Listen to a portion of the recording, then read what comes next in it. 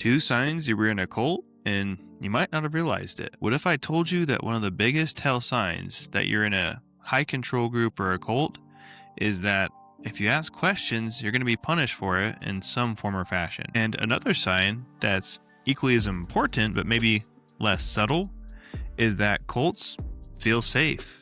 They feel loving. They feel certain and strong. But in all actuality, they're dangerous. That's actually why a lot of really smart people end up in these high control groups, these cults, but they don't realize it until much later, if they ever realize it at all. So in this video, we're going to break down two major psychological tactics that high control groups use to keep members in for as long as possible. And these tactics are almost unnoticeable to the people inside. And once you do notice them, everything just clicks.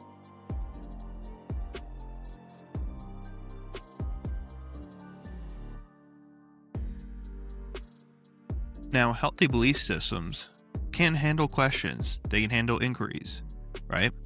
But cults can't.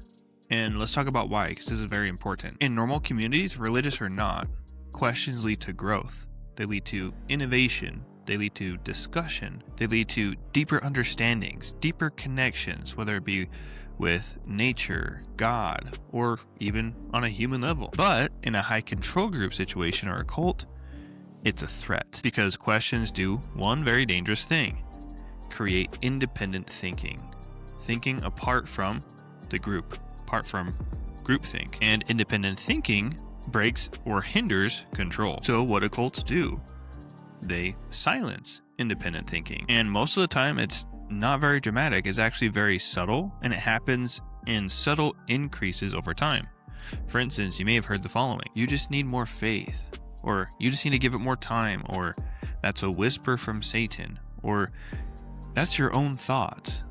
Don't you know God's thoughts are not your thoughts, and God's ways aren't your ways? Or you're being prideful, you're being arrogant for thinking in such a manner. But do you notice what's happening here? They don't answer the question, they rather attack the questioner. That's not theology, that is control and manipulation. And when you're in this kind of environment for long enough, you start feeling in certain ways. You start feeling guilty for thinking, feeling scared and terrified even of your own thoughts. You shut down any curiosity you had, and you even distrust your own judgment and the judgment of the people around you that love you and care about you, who only want the best for you. You learn two major important things in these kind of groups. Number one is obedience equals safety. Number two, thinking equals danger. Now, this completely rewires your brain and creates what psychologists call learned helplessness.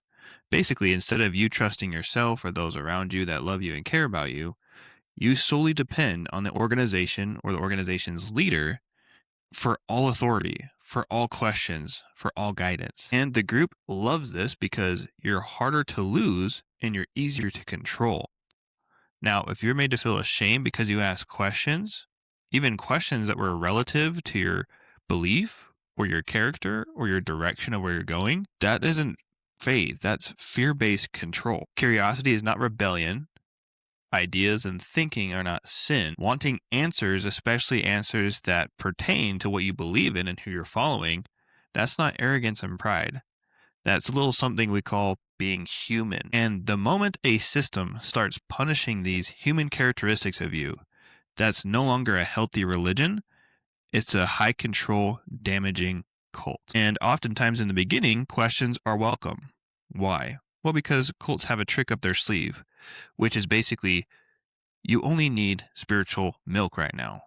Solid food comes later when you're ready. Basically, that allows them to buy time, because during that time that they buy, they can indoctrinate you even more slowly, to the point to where later down the line, you won't even think about having those questions anymore. And they'll basically attack you for asking questions at that point, saying, oh, don't you know all the stuff we talked about? Don't you remember all the studies we had? Don't you remember X, Y, and Z equal this? Why now do you ask this question? Where's your faith? Don't you believe? So they bounce questions until later, especially all the hard-hitting questions you had in the beginning. And here's the part that messes with people the most. We never joined something that looked evil, dangerous, manipulative, deceptive. We joined something because it felt safe. It felt sure. It felt certain, which brings us to our second point. Cults look safe. They don't look dangerous or deceptive or bad. Nobody joins a cult because they want to be controlled. They joined because they wanted love. They wanted hope. They wanted peace. They wanted community. They wanted truth. They wanted answers to life's toughest questions. That's why they joined. Cults are offering those things, especially when you're in a vulnerable state. Because as soon as you walk into the organization, you become a rock star. You become the best thing that they've ever seen, their new toy. They want to talk to you. They want to shake your hand. They want to hang out with you. They want to give you the best food, the best seat, all this kind of stuff. And I'm not going to lie, this feels absolutely amazing, especially if you're in a vulnerable state. You also hear things like, oh, God chose you, not them. You have been predestined, right? You are special in our eyes. Or we've been praying for someone like you to come. Or you've finally found the truth. You finally found the true organization. Now, you can imagine for someone who feels lost, lonely, and just doesn't know where to go in life, how this would make them feel, how this would change their life, even. This place becomes their new family, their new friends, their new home. And it's beautiful. And that's exactly why it works. And that is why every high control group uses the same tactics. But what happens when safety turns into control? See, in these groups, this safety, this sense of belonging, this sense of joy and peace and whatever the case is, that it's satisfying, sooner or later, you'll start seeing that it starts coming with conditions. And the conditions start increasing over time. It's not the same condition you had in the beginning, which was basically none. But over time, you start seeing that it becomes extremely conditional. But you're too brainwashed to even notice it, because now you're told who to trust, what media to read, what movies to watch, what music to listen to, which family members are considered dangerous or negative of the organization, and also even what questions to ask, because certain questions become rebellious in nature and you don't want to be found with weak faith or dissenting from the organization. So this group slowly becomes your entire world, the good, the bad, and the ugly. And here's where the trap starts to close completely, is when you leave, it's not just leaving the doctrines or the beliefs. It literally means losing your friends, your family, your sense of community, that connection that you had. And I would even say your identity, because your identity from when you went in is completely different from how you are now. And it still hurts, even though it's a fake identity. It still hurts because you have to deconstruct it and you have to destroy it when you leave, because it's useless outside of the organization. But because this is an extremely painful and terrifying prospect, some people stay. It's definitely not because they're dumb. It's because the cost of leaving everything behind, including yourself that you made in the cult, it's extremely terrifying, painful, and difficult. This is exactly why smart people get pulled in and they stay, even though they could know that it's wrong and it's not good. Because one thing I want you to remember is that cults don't recruit the foolish. They don't. It's not in their interest.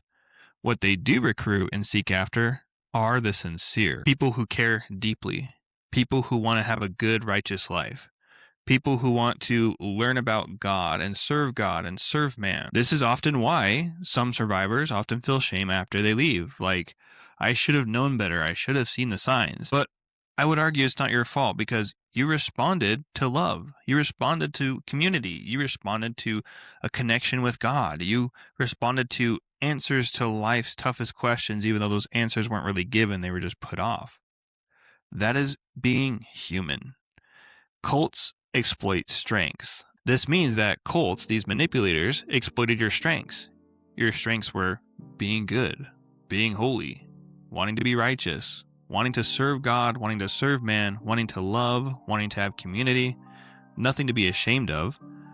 What they should be ashamed of is their tactics of controlling and using that against you. For many members, including myself, the moment of waking up comes when you ask a question and you end up getting punished for it. Now, I don't mean like physically punished, but I mean looked down upon or scolded even, or gaslit, or basically had the tables turned on you. It's you're the problem. You're the issue. Why don't you just believe?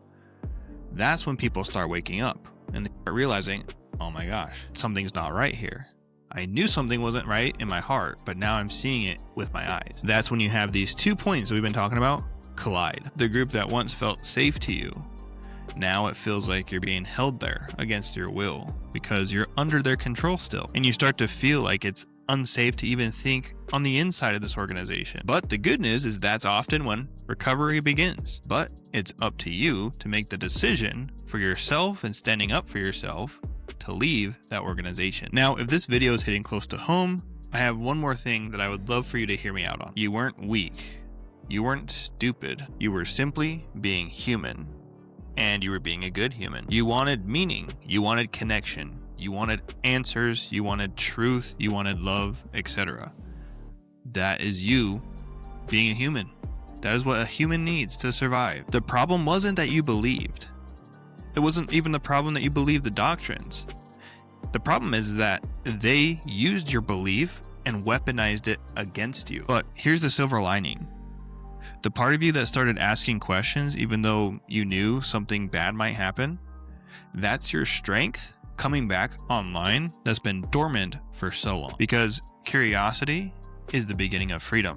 Now, if this helped you kind of understand a little bit more about what you're going through and about the direction of where you should go now, I'd appreciate it if you'd like, share, and subscribe so that way this video gets out. That way I can help more people digest what's happening to them in a more positive and helpful light, and so they can basically deconstruct in a healthy way and not in a negative way. And if you're on that journey, I would love to help you and continue helping you by making some more videos just like this. And drop a comment about your experience and where you're at in this journey of ours, because your story might actually help somebody that you had no idea would even help. And if I could just leave you with 2 things, recovery is possible, very much possible.